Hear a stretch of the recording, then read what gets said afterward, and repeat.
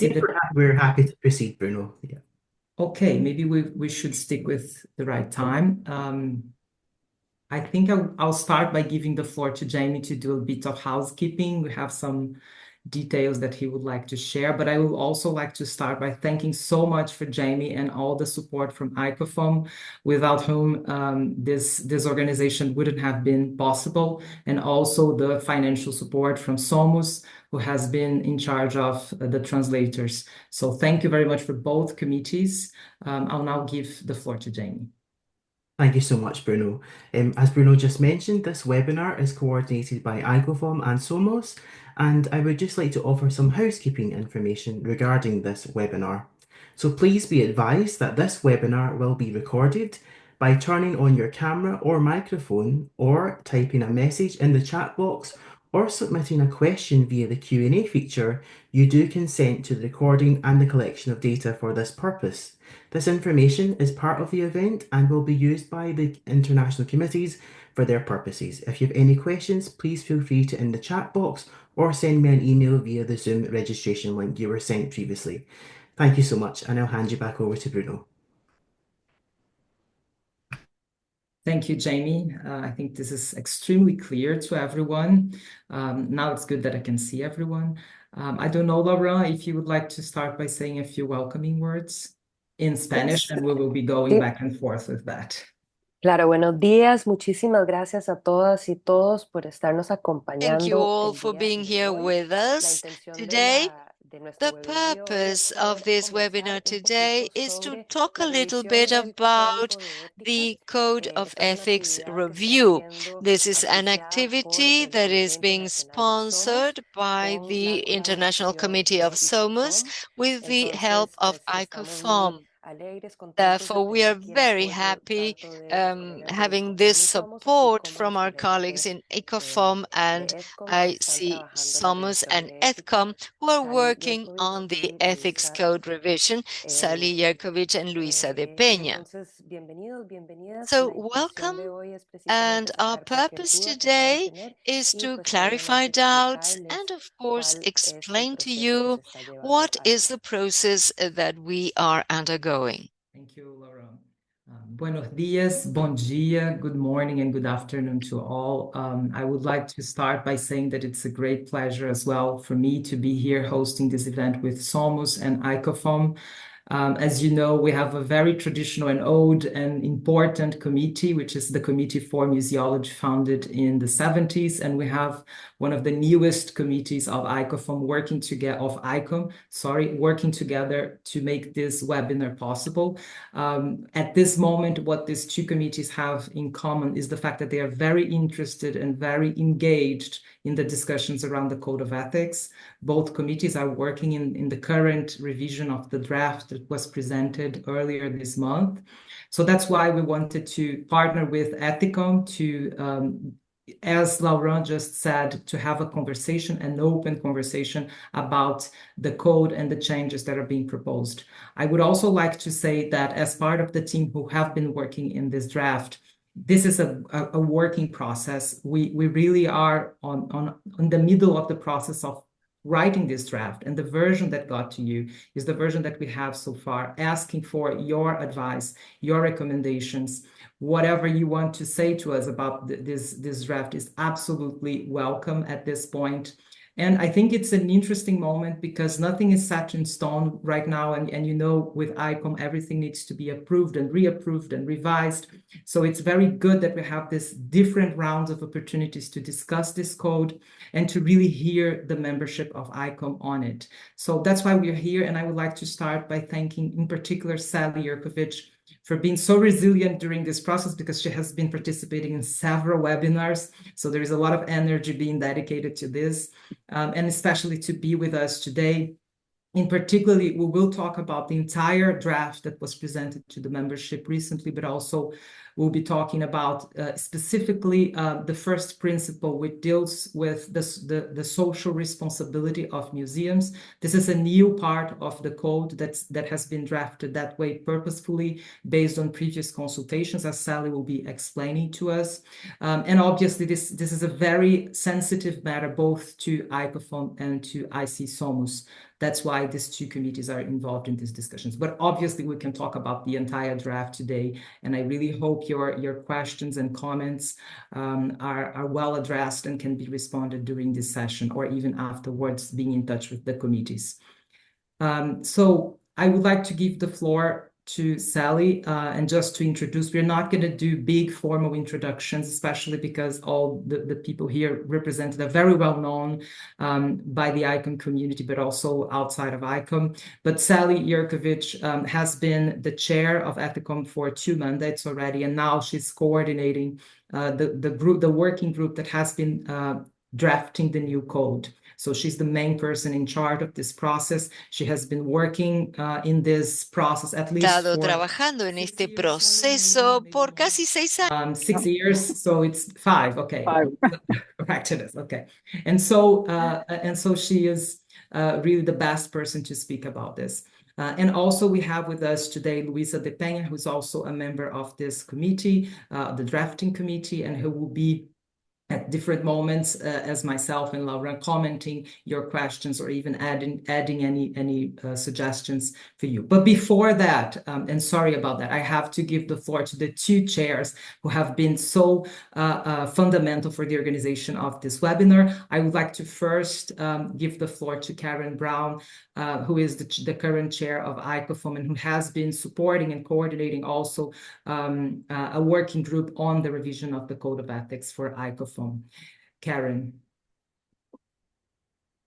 Hello, thank you, Bruno. Thank you for this moment to just say hello indeed to everybody. There's a good turnout. We've got 40 attendees and 9 people listed as panelists, so that's great. As Bruno has said already, this is a joint event between ICOFOM and SOMUS. We would like to thank SOMUS and Bruno for inviting us in to be part of this discussion. And it's an important discussion. ICOM spent a very long time revising the definition, and I'm interested to hear it's taken 5 years to get this far with the Code of Ethics as well. The purpose of this meeting today, as we see it on the board of ICOFOM, is for members present who are members of ICOFOM to give feedback in this webinar to the Code of Ethics as it is written. As Bruno said, you can feel free to say whatever you like. This is your opportunity to feed back and to have some answers given. The Code of Ethics, as you will see from the previous version and this version, has been changed a lot. Some could even say quite radically. And so it's really important to debate this. And the comments from the ICOFOM members, if you would identify yourselves when you are asking a question, please, will be integrated into the ICOFOM feedback that will go to ICOM. So we are very fortunate to have a working group chaired by Bruno and Supriyo Chanda from India. And they will be collating, I'll make notes, and they will be collating ICOFOM's collective feedback for this process. So thank you so much, everybody, for your participation. And we're looking forward to some really interesting discussions this afternoon, this morning, this evening, whatever it is for you. Thank you for showing up. Thank you. Muchísimas gracias, Karen. Y ahorita nos encantaría Well, thank poder you, también Karen. And now we would like to introduce Dr. Mario Moutinho, who's going to talk about, he is going to introduce the session, in fact, and we take this opportunity, as this is one of our first activities organized by SOMUS. Having said so, we'll take advantage of this opportunity to talk a little bit about what this new international committee is about. A committee that will be in charge of social museology, and and its intention is to attract more people. And as part of this endeavor, as Bruno said before, the intention for today is to talk about the first chapter of the Code of Ethics, which poses an emphasis on the social role of museums. And this connects absolutely with what social museology is. That's why we want to hear Dr. Mario Moutinho introducing the essential ideas of what SOMUS is. So welcome, Mario, and go ahead. The floor is yours. Muchas gracias, Lauren. He preparado Thank you, Lauren. I have prepared a text in Spanish, and I will read it. Of course, it's a great pleasure for me to be part of this webinar organized by ICOFOM with the collaboration of SOMUS for many reasons. In the first place, because the topic is relevant, and we're going to talk about it shortly. It's very important that ICOM has instruments that facilitate its adaptation to the deep changes taking place at the level of societies. These changes reflect both in the way museums act as well as in the life of different people who play a role working in museums today. In the second place, because this shows the relevance of very strong alliances. Strong alliances are fundamental to achieve success, as according to the goals of our committees. ICOFOM has a long working trajectory, while SOMUS is just beginning to take its first steps. In the third place, because this strengthens our willingness to help other international committees and ICOM organizations, such as national committees, affiliated organizations, and so on. That is why one example is MINOM. We share with them a history we cannot ignore. Tomorrow, October 12th, we will celebrate the 40th anniversary of the Quebec Declaration. Regarding this seminar, I would like to highlight how important it is to review the existing Code of Ethics, recognizing new concepts and objectives that museums take up today compels us to rethink museology in a global manner, to reflect on the role we may have vis-à-vis the weakening of values related to human dignity. Reviewing the Code of Ethics takes place at a time when there is a weakening, an overall weakening in terms of the value of work, life, environment, and lack of respect for human rights. We are living through times of war, genocide, and many other threats. Maybe the ongoing review of the Code of Ethics may contribute to recognize a more pluralistic and inclusive museology that may reject hegemonic practices that somehow affect our society. Museums are not abstract entities. They are organizations that were created and maintained by people. As such, they are subject to political contexts that somehow have an influence on the way we perceive the world, as Paulo Freire would say. In this sense, a code of ethics that is aligned with human rights, which is our main concern, we want to contribute this to our discussion, should be a tool to really promote in a more effective way the social responsibility of museums, as is expressed in the UNESCO recommendations of 2015. This is what I wanted to say as an introduction. Thank you for listening to me. Thank you, Mario. Thank you so much. Those two very powerful introductory remarks. I would just like to say how our session is going to work. We will have a presentation by Sally, as I mentioned before, explaining the process and emphasizing the first part, the first principle of this code, which refers to the social responsibility of museums. After that, you will all have a chance to present your questions. I will just ask you to raise your hand or put your question on the chat so that Laurent and myself can read them. If they are put in the chat, we're going to have to read them out loud because of the interpreters. But if you like to take the mic and ask your question, we can also allow you to do that. I'll just ask your patience so that we can manage all the questions when the time comes, but we do have time for that.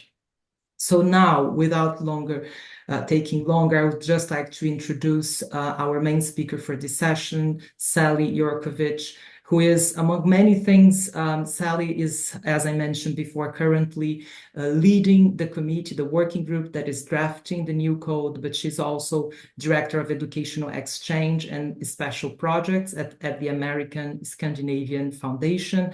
And she's also a member of the Department of Anthropology of Columbia University. Sally, there are many, many other things that I could say about you, but I want to keep this short, as all of us already know your amazing work with ICOM. So I'll give you the floor and I'll start sharing the presentation. Thank you, Bruno. And thank you to Jamie, Karen, Lauren, and Mario for kicking off this webinar. And thank you to ICOFOM and SOMUS for hosting the webinar on the revision of the Code of Ethics. It's because, as Bruno and Louisa have said, we have been working on this for 5 years. It's especially heartwarming to be speaking with a group of people who we know are concerned with many of the issues that we've been dealing with. So I'm also very pleased to be here with two of my colleagues who have been working with us on the revision of the code, Bruno and Louisa, who will also talk with us and share your dialogue about questions that you might have. So I would also like to extend a warm welcome to everyone who's attending this webinar and remind you that the webinar will be recorded and then posted online so that after today's session, those people who couldn't attend can benefit from the information that we share and the conversations that we have. Our purpose today is really to engage as many members as possible in the revision of the Code of Ethics for Museums. As you know, several weeks ago, we sent out the first draft of the revised code, and we're inviting you to work on this draft with us. As Bruno said, this is not by any means a finished work. It's a work in progress, and we want it to reflect the major issues that are faced by museums today. The best way that we can do that is to hear from you and to be able to incorporate your thoughts into the process of revising the code. Next slide.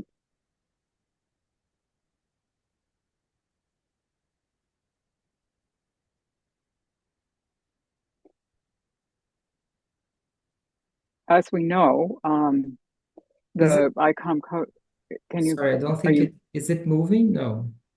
Not yet. I'll take it. I'll try to, Okay. I don't know why. Give me just a second. I'll try again.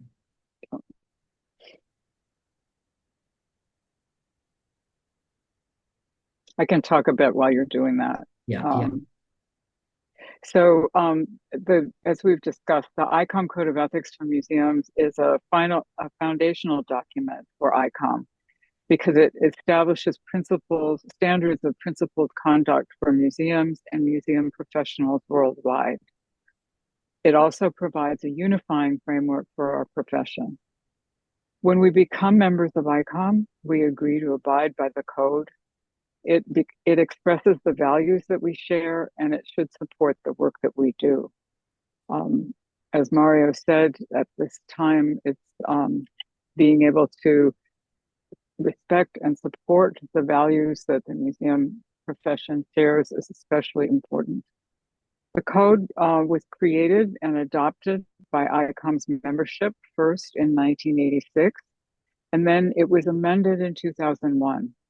It was changed and then adopted in 2004 as the ICOM Code of Ethics for Museums. Next slide.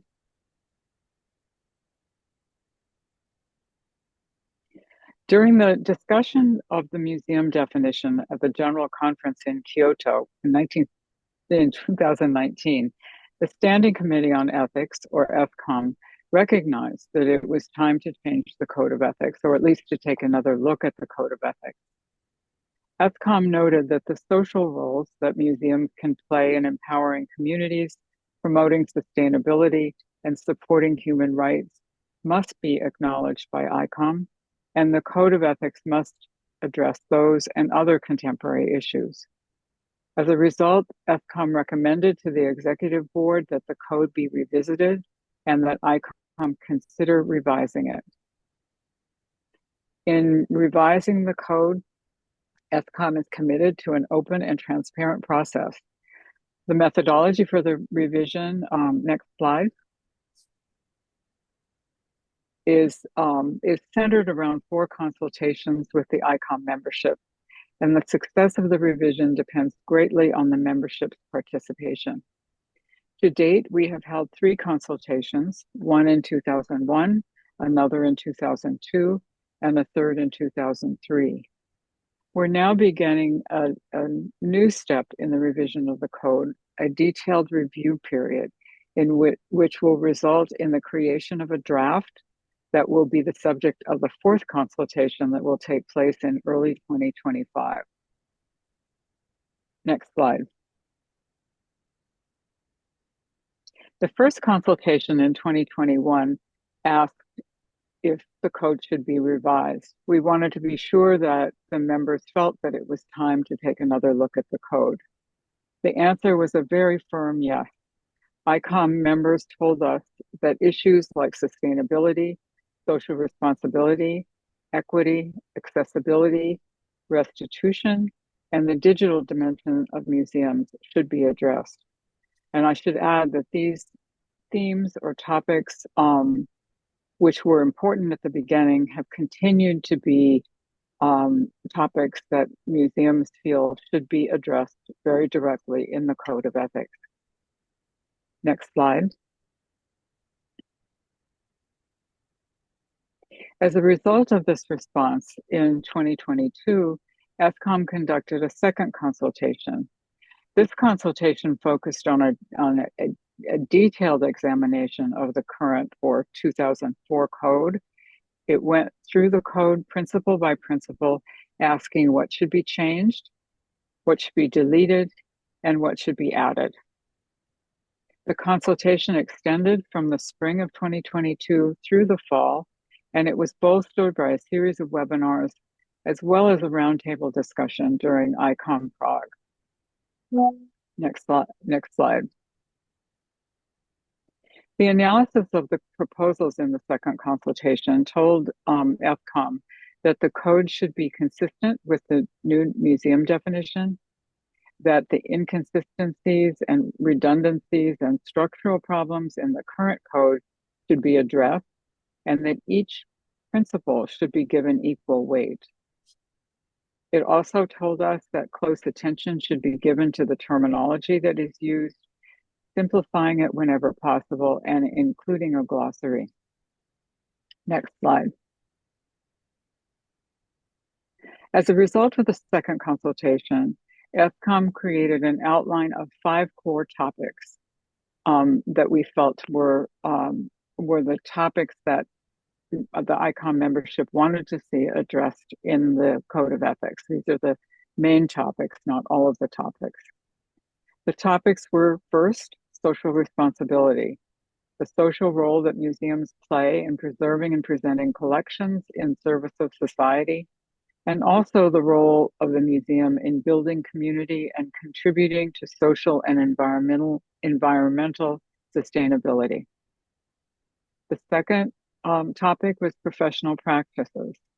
the professional standards that museums observe that help sustain the trust of the public, as well as so it addresses the responsibilities of the museum, as well as the responsibilities of the people who work for the museum and work with the museum. The educational role of the museum in presenting programs, publications, and exhibitions was the third core topic. And the fourth was collections and research. The museum's responsibility in stewarding and safeguarding their collections, as well as in researching them. Finally, governance and leadership. The fifth core topic addressed how museums' governing bodies ensure that museums operate sustainably, serving their communities in perpetuity. This outline then was the subject of the third consultation. That consultation yielded several questions about the revision. Next slide. And the following infographics address those questions.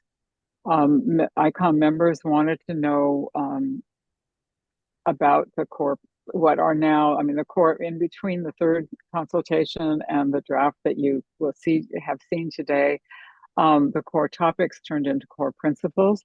We've maintained the idea that all core principles are equal in importance.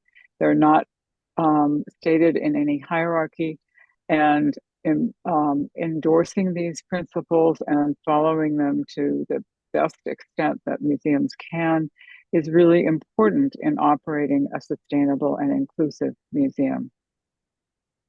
Next slide. This slide shows how the revision of the 2004 code relates to the 2004 code relates to the revision. And if you look closely at this slide, it shows, for example, that the new principle on education relates directly to what was in the fourth principle of the code. As you will see, when we did created the draft, the first draft, we referenced the 2004 code to make sure that we did not leave anything out that needed to be in the ethics code, so that while the revision looks different from the 2004 code, it does not deviate dramatically from the principles and ideas standards expressed in that code. Next slide. And then finally, we heard that the people wanted to know how the revised code relates to the museum definition, and this infographic gives you an idea of how the 5 principles relate to different aspects that are mentioned in the new definition. Next slide. The full results of all 3 consultations are available on the revision of the Code of Ethics page in ICOM member space. Next slide. After receiving the results of the third consultation, the revision team began to create the first draft. We created a spreadsheet that took all of the following considerations into account: the outline and the 5 core topics. We mapped the 2004 principles and the statements to the core topics. We collected the comments from all 3 consultations, and we looked at how all of this related to the museum definition. We also, during the course of the project, have been identifying keywords that will be defined in the glossary, and we paid close attention to the language that we were using, trying to use words that translate easily, at least into the 3 ICOM languages. Needless to say, this is a work in progress. And, again, we are relying upon your feedback to help us clarify a lot of these points and to help us make the code one that will be effective in the coming years. Next slide. The result of this exercise is the first draft of the code. And I can't emphasize first draft enough. We also all know from experience, hard-won experience, that first drafts are often not very much like the final draft of what we do. So again, we're looking forward to your comments to help us make this an effective final draft. So the revision, it has 3 levels of information in it.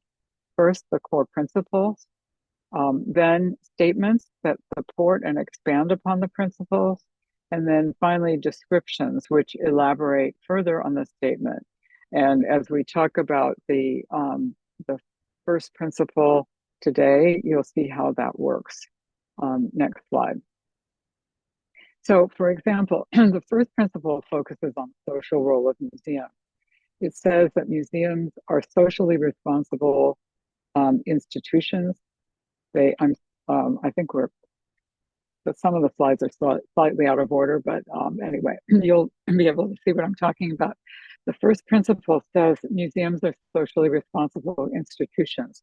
They work in close collaboration with diverse communities and care for their pasts, present, and futures. Museums serve society by enhancing community participation, being accessible and inclusive to all social groups, and fostering diversity and sustainability. This principle is then elaborated in 6 statements, the first of which you see here. The first statement says that museums should contribute to the strengthening and sustainability of all social groups. This statement is then supported by a more detailed description that talks about how museums safeguard and value tangible and intangible heritage for the long-term sustainability of every group and for the benefit of society. They should support all social groups without distinction or hierarchy, respecting the diversity of traditions and cultures. And they should contribute to the genuine needs of all social groups and strengthen community bonds and a sense of belonging, whether at the local, regional, or global levels. Next slide. This is an example of the principle. We can skip over this to the next slide.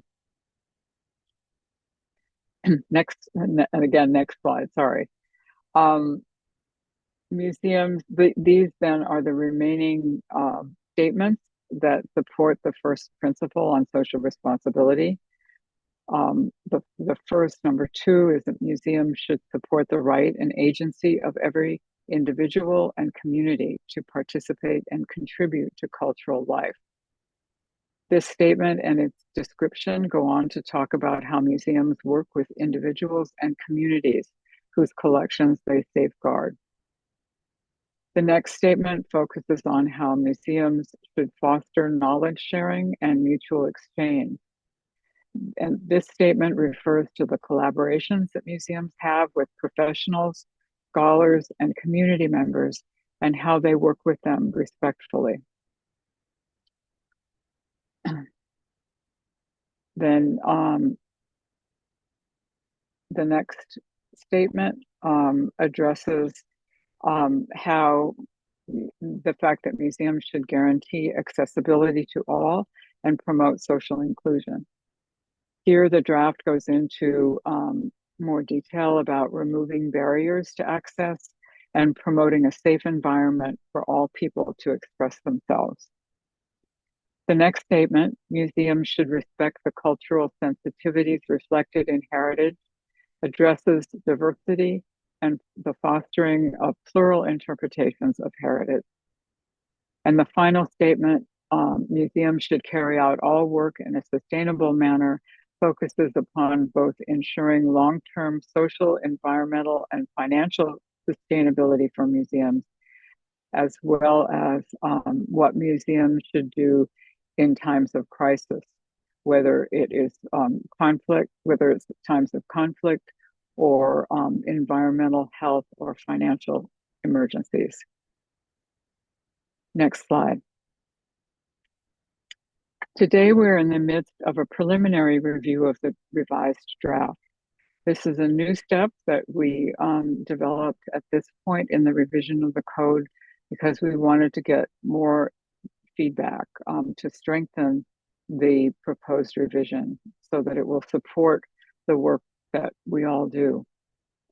During the review period, which has been extended into the month of November, we are asking that all ICOM national committees, regional alliances, international committees, and affiliated organizations provide their invaluable feedback. This response will help shape the final draft of the code, which will be the subject of the fourth consultation in the early part of 2025. In this review, we ask first if each of the principles meets your expectations. And if your answer is no, we ask you to explain why and comment. And also to tell us if there's an element that should be added to the principle.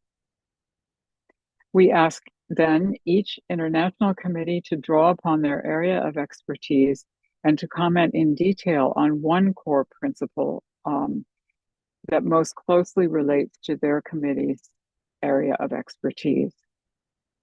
Next slide.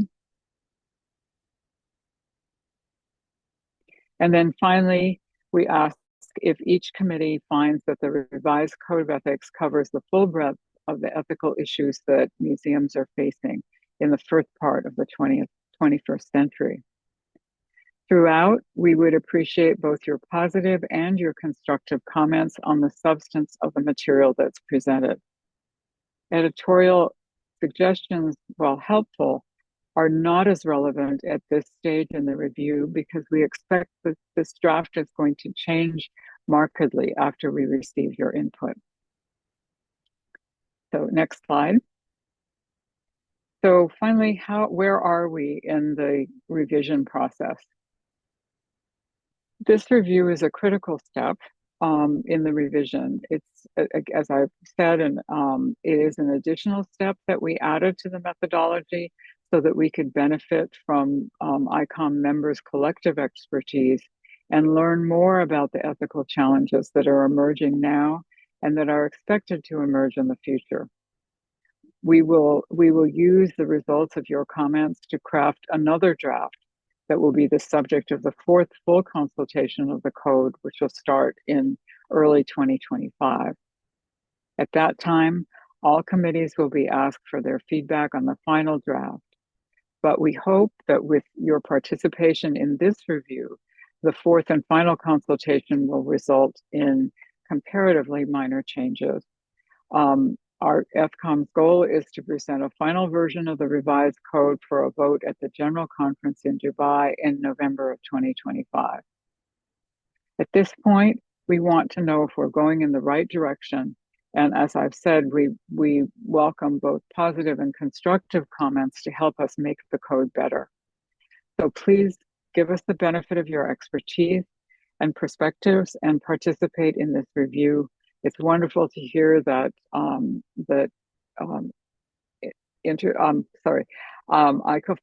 and SOMUS are already collecting responses from their members. We greatly appreciate your coming to this webinar and we look forward to your questions.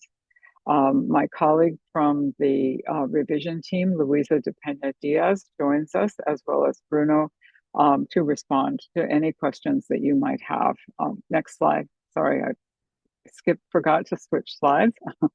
But and then final slide, as always, we recommend, we will welcome your comments sent to ethics@icom.museum. So thank you for your participation today, and we look forward to hearing from you. Muchísimas gracias, Sally. Siempre una inspiración escuchar. Thank you so much, Sally. It's always an inspiration to be able to listen to your words and to hear about the very detailed process that has been so important. It's very important to point out to all of our participants today that we're also undergoing this review process, which Sally has mentioned. It is really essential to take into account your voices, where we can take into account your expertise, your professional experience, so that we can take this into account when it comes to moving on with this new code of ethics. So we thank you for your participation today. We also want to thank Sally, Karen, Mario, and especially all of you who are connected today. And we hope to listen to your comments and questions. We have 3 members of this committee here who are reviewing this code of ethics, and they're here to respond to your questions, and not just that, to take into account all your perspectives so that that can be taken into account when we move on. I see that there's a hand over there, so I will now give the floor to Ms. Chanda. You can go ahead and ask your question in whatever language you deem better. Supreo, please, go ahead.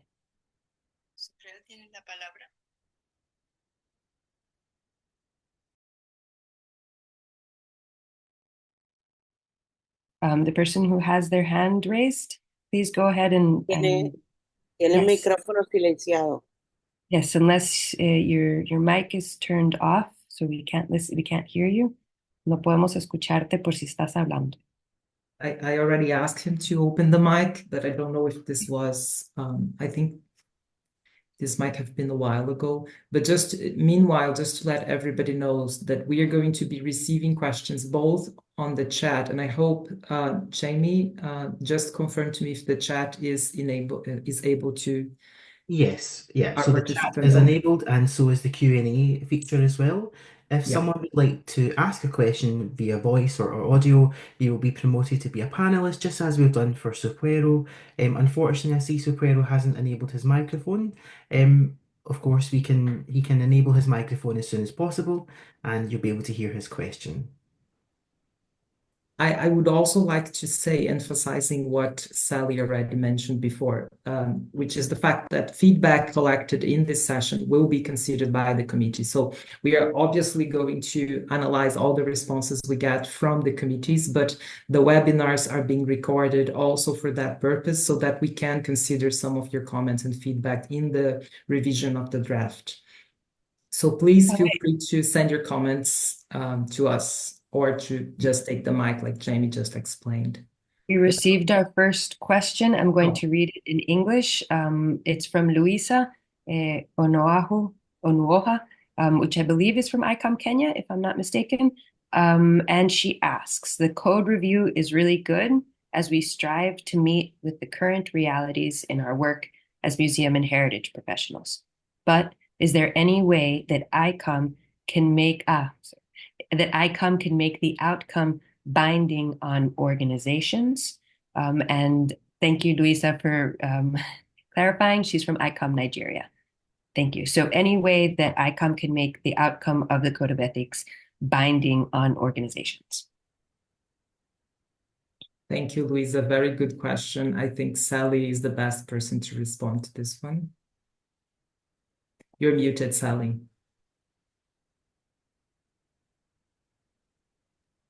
Thank you. We are sorry, I thought I was getting a message that I'm still muted, but I guess I'm not. The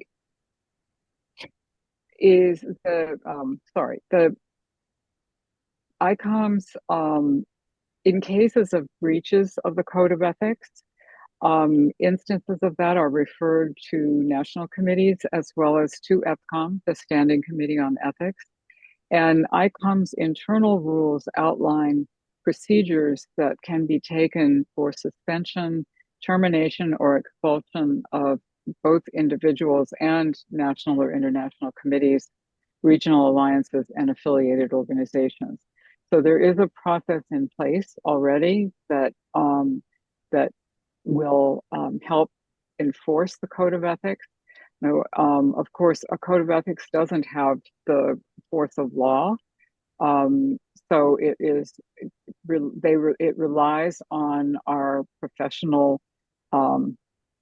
responsibility to enforce the code and to help others do the same. Muchísimas gracias. Recibiste de Olga Nasor. Thank you. Olga Nasor sends her greeting and gratefulness. Thank you, Sally, she says, for your very detailed report. So now we are open to receiving your questions, comments, insights. And Luisa gives you a thank you, Sally, for the answer to her question. Olga Nasor is former president of ICOFOM LAC and also a member of ICOM Argentina.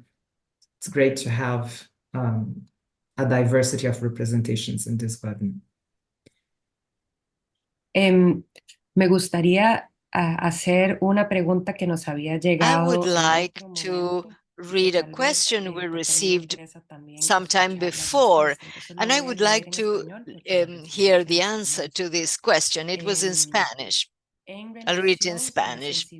Regarding cultural differences and the research into origins and public participation, Luisa, Bruno, Sally can answer this question. Do you think that we should apply better methodologies to review the Code of Ethics to guarantee that it complies with best current practices? In other words, do we have to be more specific when going into practice? This question has to do with research of origin of objects, cultural nuances, and public participation. These four elements. Do you think we need to be more specific in this regard? Luisa? Thank you for that question. Okay. We're all jumping to answer it at the same time. You go ahead, Sally, and then I will add. Then you can chime in, yes. So the code, as we envision it, is a document, and in reality, it's a document that needs to last for a period of time. The process which we're going through now is arduous and rigorous, and something that we hope will result in a code that will last as long as the last Code of Ethics. But what we're doing this time is also continuing to develop guidelines that go into more detail about certain aspects of the code. So far, there have been guidelines about accessioning, de-accessioning, and fundraising that FCOM has developed and that we're reviewing as we create the revision of the code.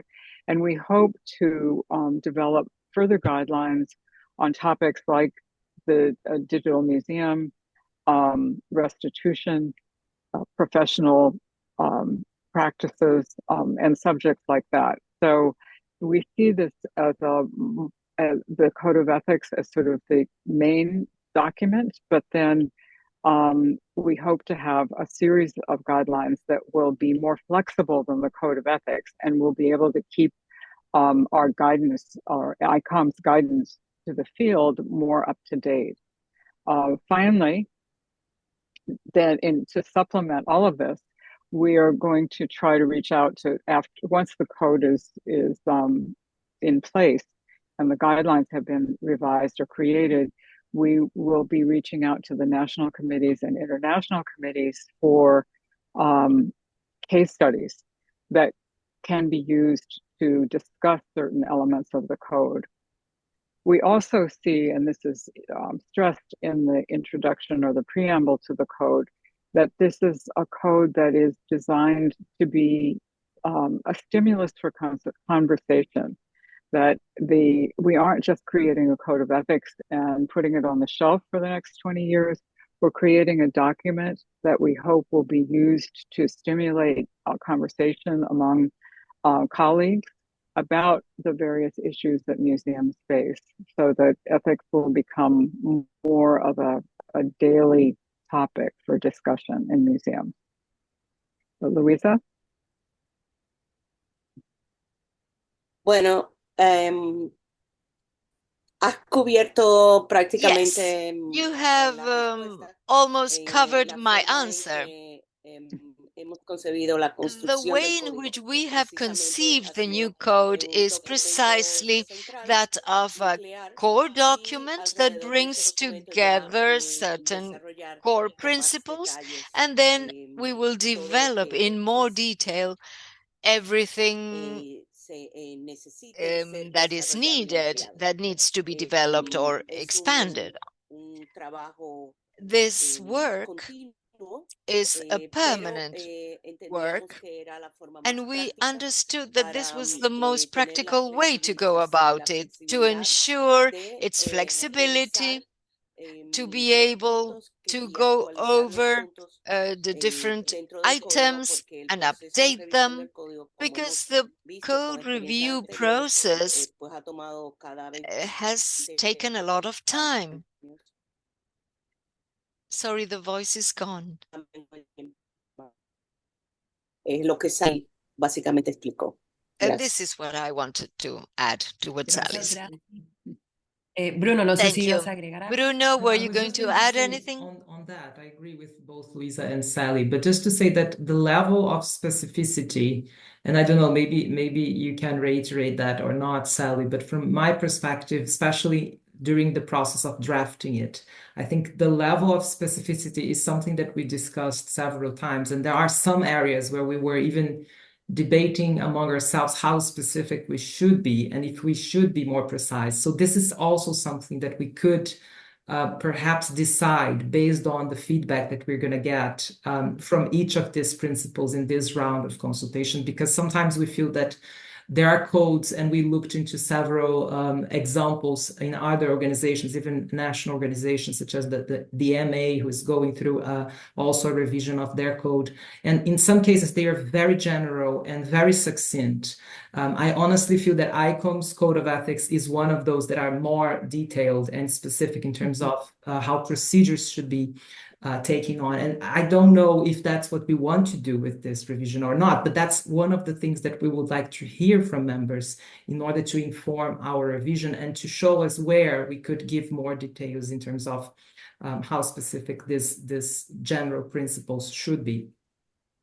Okay, I think we have one more question. Actually, we have two comments. Laura, do you want to go ahead with the first comment, and then I'll the question. Recibimos un comentario adicional o Yes, we pregunta, have an comentario additional de comment Raquel or Abella, question from Raquel pertenece al Comité Abella. Nacional de Chile She is part y of the nos hace Chilean el siguiente comentario. National Quería Committee. agradecer los avances I que want ha to habido en el thank you nuevo for the código. progress Creo que made está in the muy new claro que los code. I principios think rectores everything están is bien very tratados clear. The y son core acordes con el principles are momento actual en que clear, estamos. and Muchas they gracias por esta respond enriquecedora to sesión. current Así que un needs. Thank you for this agradecimiento. very valuable Thank session. you for the session and for all of your work. And then we got a question from Therese Quinn. She is, I assume, from ICOM United States. She says, in the US, museum workers struggle to improve their workplace contexts. Our laws offer weak protection. For example, when employees attempt to organize labor unions and museum directors and boards regularly employ law firms to suppress organizing. Relatedly, U.S. museums have fired employees who have expressed support for Palestine. At-will employment means that employees can be terminated for almost any reason. How can this code of ethics address the problems like these? And she says also, thank you very much for this important work. And to Dr. Suarez's point, specifics or examples and case studies are very helpful. So can you address that, especially you, Sally, who are in the United States and probably know many of the cases that are being referred to? I've also heard of this same problem, especially in relation to Palestine, and was actually concerned about that with the new Code of Ethics. So I think it's a very pertinent question. What are the rights that museum professionals have within museums that may, corner them in a sense? Right.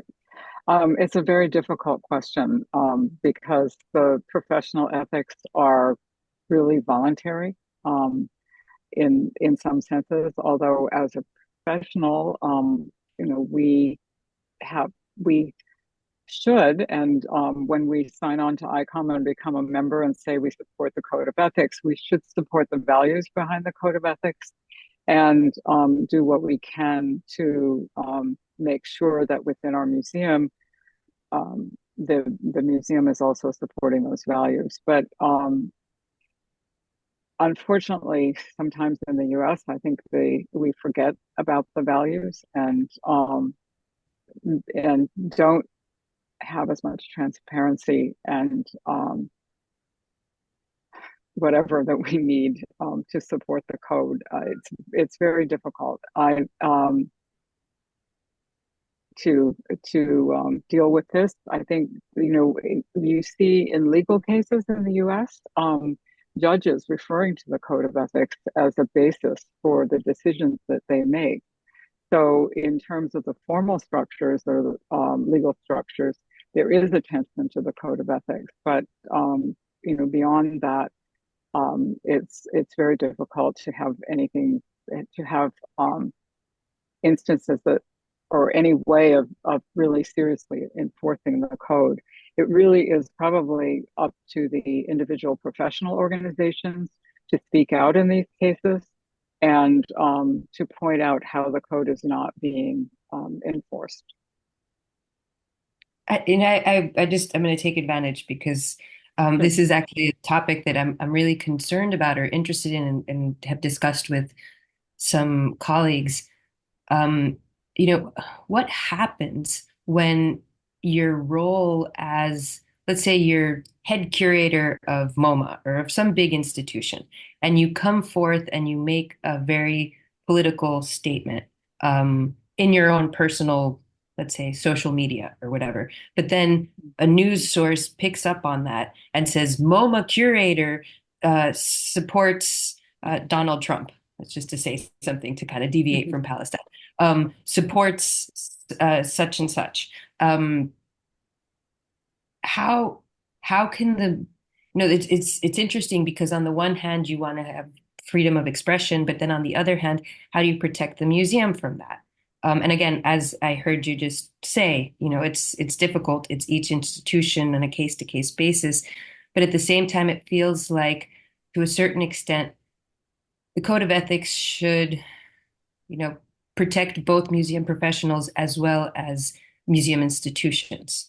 So I don't know if you could just kind of think about that further, or even Luisa, Bruno, or Karen or Mario add to this discussion. But I find that that's something that it's just becoming more and more of a problem as we move ahead in time with social media, and I think it's something that in some way could be addressed.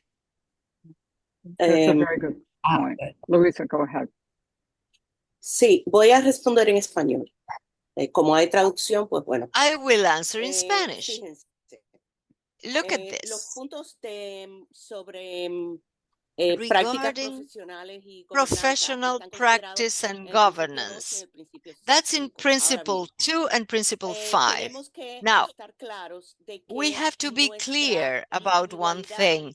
Our individuality is closely connected to the position we occupy within an institution.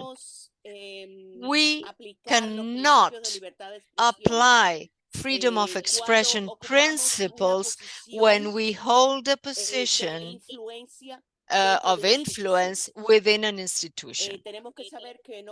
We must be clear that we cannot separate one thing from another. Sally, go ahead. I'm just wondering, does it therefore need to be in the Code of Ethics? I'm sorry, I didn't hear part of your last statement. Oh, you mean like a statement to specify that you cannot the museum, separate perhaps?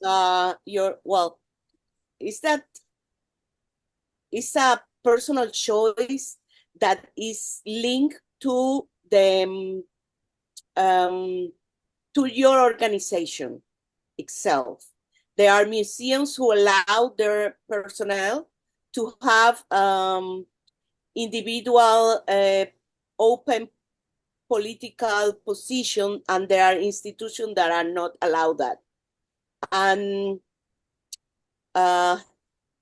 it's difficult to make a rule, because the code of ethics, we need to remember that the code of ethics is global code. It has to work everywhere. And that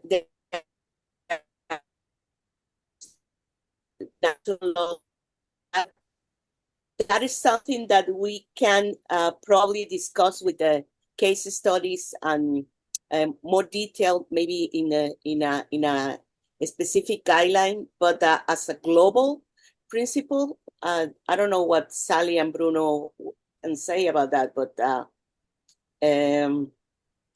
we will be getting in national laws, national politics, and also the politics in policies inside an institution. So Sally can talk more about that. Yeah, as Luisa said, this is addressed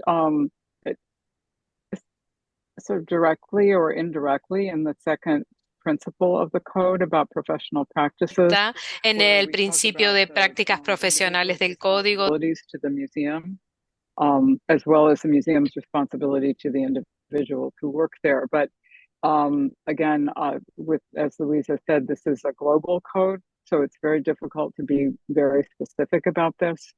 But to raise the issue of, a museum professional's responsibility to its institution, I think is important, so that these discussions can occur within the museum. But it's generally there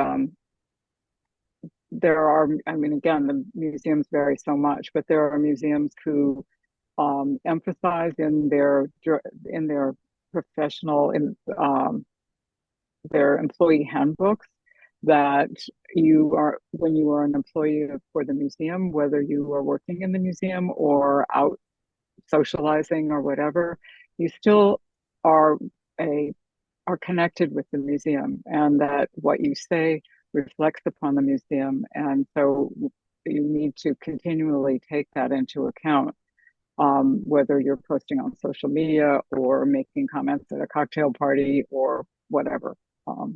So it's a complex situation. Super complex situation. You represent your institution. Yep. When you are in a position of power inside the institution, you represent the institution. You need to be clear. You're not independent. Y tal vez, maybe you can just further address the issue of when employees attempt to organize labor unions.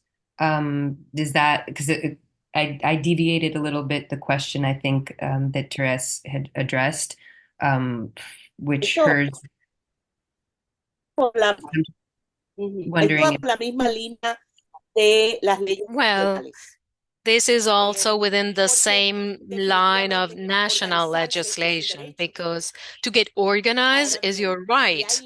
Now, if there are national laws, because the code is a global thing, but if there's a national law that bans getting organized, especially in regimes that have certain freedoms or don't have them, well, that implies legal constraints, because ethics, it's not about the law, but you might have the right to get organized, but at the same time, we have the obligation to adhere to national legislations as individuals and as citizens. So that's already outside ethics per se. Whether it is ethical or non-ethical to organize labors, I believe that's outside ethics. I believe that pertains more to the legal domain. Is it legal or is it not legal? Because at the grassroots, it is a right. So that would depend on whether it is legal in your own country or context. Yes, because as citizens, we do have legal obligations. We have duties, legal duties. So what is legal is not always ethical, but it is mandatory, which is different. Ethics is a decision, a professional decision human beings must make. And it is a decision we need to make when applying our professional practice, and we need to motivate others as well. But to what extent can the code of ethics influence on everything about the legal frameworks in our countries? Well, that will depend on the work done by national committees in each place or by professionals in museum professionals in each place, if we have the strength to promote ethics in our national context. But that will vary. And it varies in each context. It will depend on us as ICOM members to really adhere by the code. We have another question that has been posed, but Therese Quinn just added another comment to the same line of questioning or discussion. So I'm going to add to it. In the US, museum employee groups have called for accrediting bodies to disqualify museums from accreditation when they fire employees who tried to organize unions. Can this code help?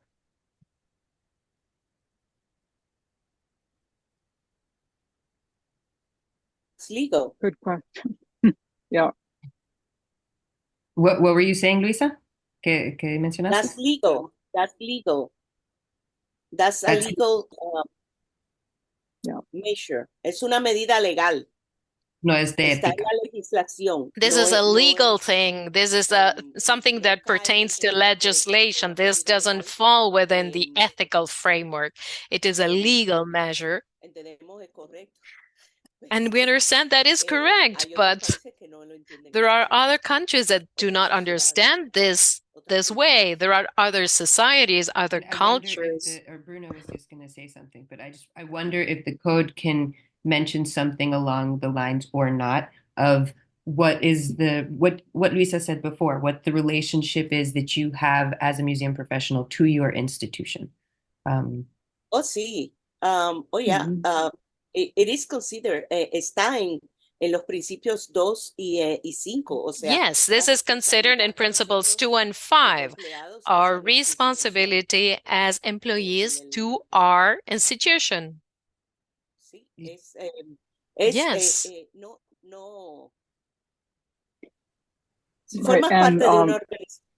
If you are part of an organization, it is not ethical to go against the principles and policies of that organization. So, from an ethical point of view, you should discuss within your organization and try to make changes within your organization. But if you do not agree with the policies and principles of the organization, then that's not the place for you. Luisa from Nigeria says, yes, in my country, as a head in the museum sector, one cannot have an individual stand on matters related to work. It is assumed you speak on behalf of your institution. So, listo. Bruno, do you want to address the next question that we have? Yes, sure. I think this is a huge debate, and I think the questions are very good, especially considering that we are constantly debating how much we can go in terms of the specificities, considering that this is a global organization. We cannot propose a code that contradicts some of the things that are already in legislation of specific countries. Whether we agree with them or not, that's not something we can do. So this is very sensible, and we are really considering some of these issues in depth. But in terms of going towards a more specific, some specific suggestions, we have here the comment by Anja Grebe. I'm sorry if I mispronounced, from Austria. who is, first of all, congratulating Sally and the working group for the tremendous work. Thank you for this message on behalf of the group. But then, however, I'm going to read, I miss some minor aspects and wonder if they have been discussed in the working group. So they will number some of the principles and suggestions. The first one, professional practice. I think they're suggesting why haven't we included fair pay policy? That's one point. And then museum as learning institution, commitment to ensure professional development, training opportunities for employees, etc.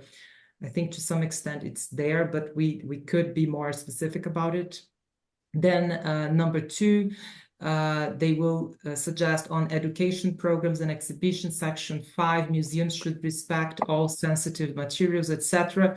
I absolutely agree in general, but I also see some danger that this section, and especially the last sentence, may turn into a door opener for cancel culture and a kind of over-wokeness, and hence may do more harm than good.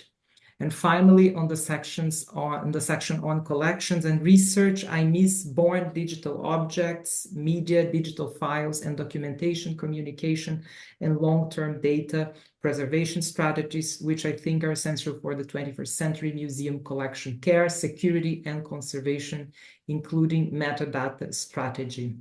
Yeah, those are very good points. Perhaps I can just start by saying about the last point that we are going to have a specific guidelines for digital or digital-born objects. That's something that's been under discussion, but perhaps there are some elements of it that could be more emphasized within the code.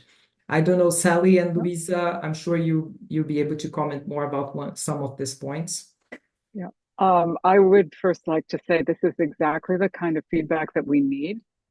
So we really appreciate these comments, and we will take them into account as we revise the code. We know that there are certain things like digital issues that we didn't mention enough. And so that's one of the reasons that we're having this review, to make sure that we get your perspectives and we add topics that need to be addressed further in the code. So I would just say these are really important comments, and I hope that you will send us more of the same, so that we can discuss them and improve the way that we address these things. Sí. Luisa, no. Definitivamente. Yes. Luisa doesn't have a good Wi-Fi connection, so it is sometimes choppy.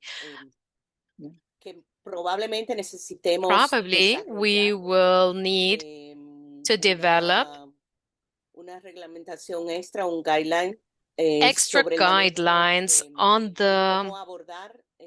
how to address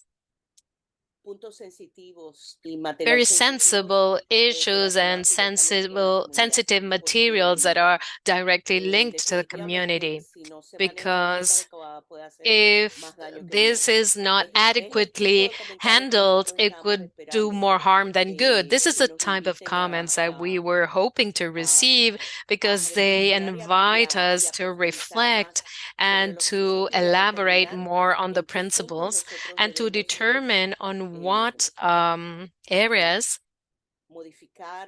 we need to modify things or create new documents, etc. Thank you so much for your comment. We will surely discuss this. Yes, Karen? You're silenced, Karen. Thank you. It's a personal comment. I'm not speaking on behalf of ICOFOM. It's just to ask whether there are plans to have a professional editor go over the text, in the sense that it is quite repetitious in places. And I think it could become more succinct and less repetitious, potentially. And also, while recognizing that it's not subject to the rule of law, and you've mentioned that some lawyers might point to the Code of Ethics, but it's not, it won't hold as a legal document. whether a lawyer couldn't nevertheless look over it and provide comments, again, with a view to making it as clear and concise as possible. And so that's just a personal comment. And so hold that for a moment. But then on behalf of ICOFOM, then a comment that has come up in our discussions that hasn't yet come up today, is the question of order and explicit or implicit importance given to the 5 points. So, why would social responsibility come before professional practice or before collections and research?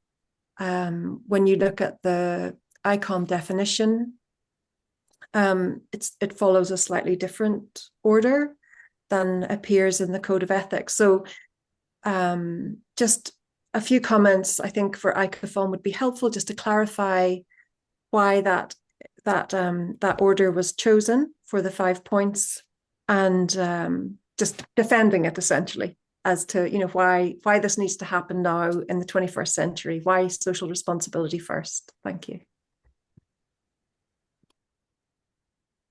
Shall I start? Yes. We heard, first of all, this code will be reviewed by an editor, and also will right now LEAC, the Legal Affairs Committee for ICOM, is reviewing the code, and we will have a lawyer working with us closely on the final version. So it will be much improved. I can tell you from personal experience that it after a while it becomes very difficult to sort things out as you're working on the revision. So we know that it will need the kind of editing help and the kind of sort of clear eye that an attorney can bring to this, that to create the final version. The order, the code is not hierarchical, so the order could, in theory, be any order. We started with social responsibilities and professional practices because in the second consultation, which really established what the 5 core areas are, we heard from a number of committees that they wanted us to put people first. And the social responsibility of museums first. So that led to the, what we call a non-order, but that led us to express that, to put social responsibility and professional practices first. But as you know, if you look closely, all of the parts interrelate. So that while we're talking about social responsibility, we're also talking about collections and research and how those relate to social responsibility. So we hope it's not enormously redundant, but we hope that all of the 5 topics sort of relate as 5 interconnected rings in a way. So Bruno and Luisa, your turn. Voy primero, Bruno. Sí, lo primero que quería comentar Yes, es que the first thing I wanted to mention is that certainly this draft of the code is like a very rustic draft, a very rough one. It was one of the things that we discussed in the group, whether we should share this draft at this rustic stage as it is with the members or not. And we came to the conclusion that it would be best to have a review before getting into the final drafting process, where we need to choose the right words and we need to see the different ways of translating this to 3 languages. We need to choose words that are compatible. And we know, we're fully aware that this has not been edited yet. What we wanted to do at this stage with this review, with this process, which is before the fourth consultation. We just wanted to know whether we are going on the right direction, whether substantial elements are missing, whether certain things need to have a more reflection, as we mentioned before. So, of course, this will go through an editing process, yeah. And this is under review, as Sally mentioned before. This is being reviewed by the legal team, by Leo. And what happens is that we wanted to have like a break before the fourth consultation so that the final draft would be as close as possible to what members expect. And for this is the reason why we're doing this in an intermediate moment, which, by the way, this was added to the overall methodology that we had presented before. I believe that maybe Bruno can elaborate more about the order. But we've done everything. I'm in agreement with both of you and on both points. Actually, revision is a problem. We have discussed that in the group. And I think up until the very last moment, we were debating, should we really share everything with everyone at this stage? And I think what Luisa said, it's just true. We wanted to be as transparent as possible. So that's why at a certain point, we just said, okay, let's just put it all out there. But honestly, we were, and especially Sally and Catherine, they were tweaking it and trying to make it as more appropriate as possible at this stage until the end. So I think it was a huge work. I can say that it was a huge work of revising and supervising the work. I mean, we have to say that it's 5 people. It was 5 people on this committee coming from different countries with different backgrounds.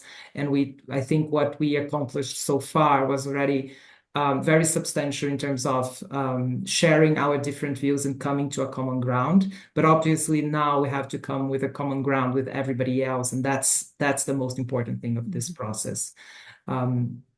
So yeah, I completely agree with the need for revision. And in terms of the order, I think there is also, beyond what was already said, there is also a matter of cohesion, because obviously, I think, at least from my understanding, in order to approach how museums deal with collections, we do need to talk about people, the people museums serve first. That's obviously a perspective that is very, very aligned with social museology, and perhaps Mario is going to reiterate that or add a point on that.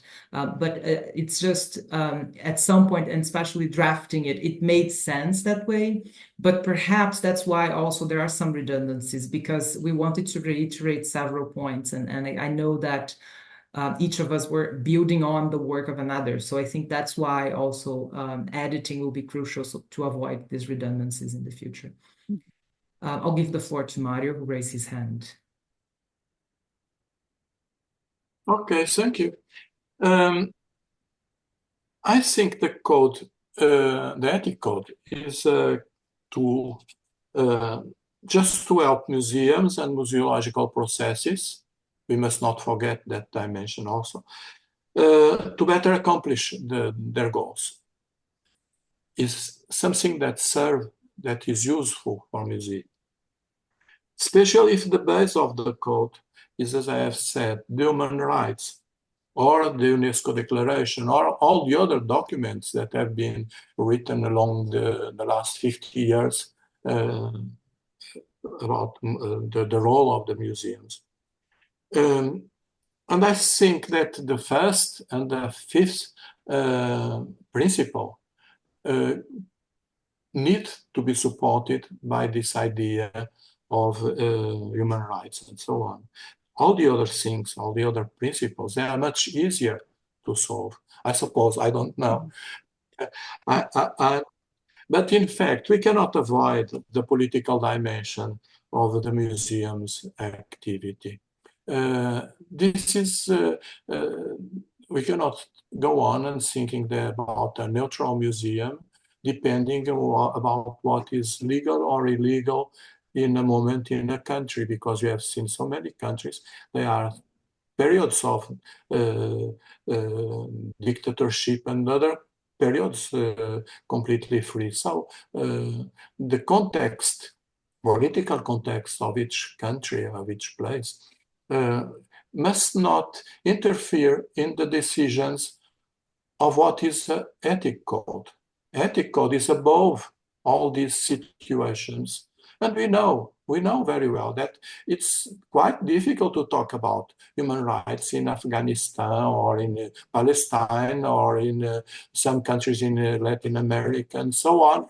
And even in our other countries, there are parts of the life is not a democratic life, and you know that. But in fact, one of the use that a code of ethic code can have, that's exactly to support people that are working in museums, and they need an international and common support for what they are doing.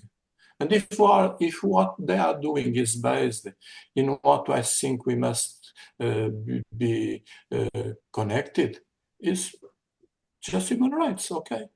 If the code take it for reference, this document that is so important, we must not worry so much about what happened in a moment in one country.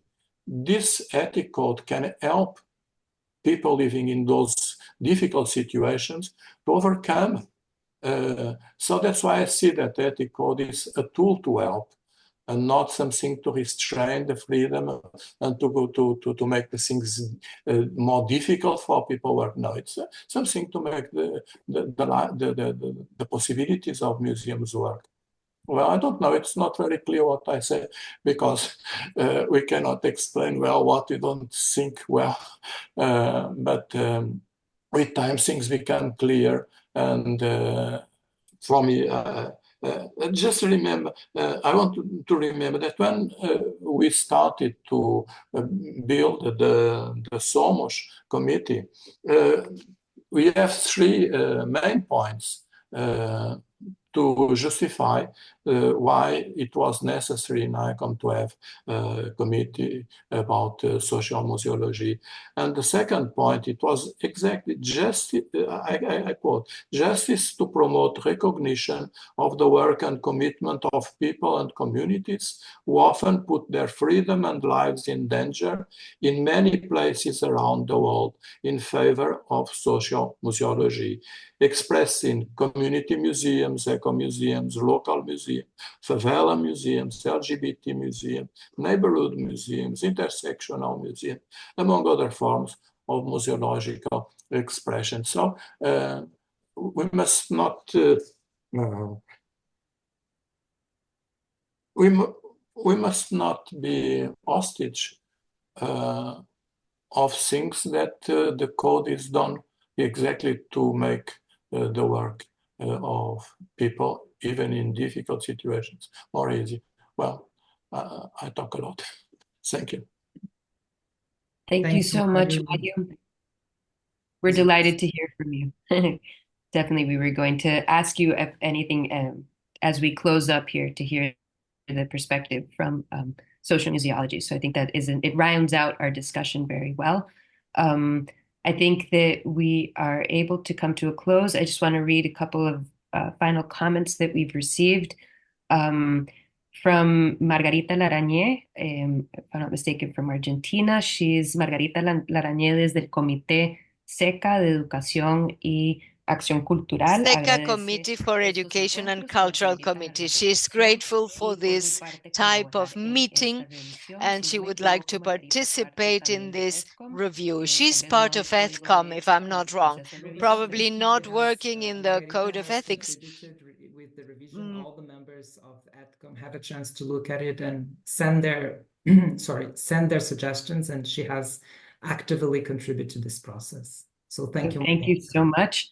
And we have Teresa Quinn. Again, I think it's the right direction, perhaps pairing the code with examples and questions for discussion as a sort of curriculum can help people in their specific locations make concrete sense of how the code can work in practice. This would be helpful. Good work, all. And I'm grateful for social music. She continues going forward, saying that I am grateful for social museology, MINOM, and related theorists. These help me see my place in cultural work. So thank you very much to everybody for being here with us today. Thank you to all the speakers, and thank you to everyone who is here present. Bruno, I don't know if you want to close up as well. Just to say thank you, obviously, to Mario and Karen for organizing this, but also Sally and Luisa for being with us. And just to say once again that this process is ongoing. We really look forward to hearing from all of you. The contributions during this webinar were very well noted down and we have recorded it, but please reach out to your committees, speak with the working groups developing responses to us, and be involved with the process, because that's why ICOM has such a strong network and we want to hear from you. I actually have one quick question, because Sally mentioned that the email is available, but I'm in the understanding that you are receiving comments through the consultation process, which is through a form that has to be sent by committees or regional alliances. But I do wonder if, since you mentioned that the email is also available, can people be sending comments through that way, or is that complicating everything way too much? We get comments that way, no matter what we say. So, and certainly we take those comments seriously, but the weight of the decision making will probably depend upon what we hear through the official ranks of the committees. So once more, muchísimas gracias, y por favor comuníquese con su comité. Please then get in touch with your national committees so that your comments come through the official way, which is through the consultation by means of a form. Let me thank you once again for being here with us today, for being part of the review, and for taking this process so seriously. I want to thank our interpreters, our dears Matilde and Macarena, who support us always with our work. And thank you, Jamie, for backstaging the webinar.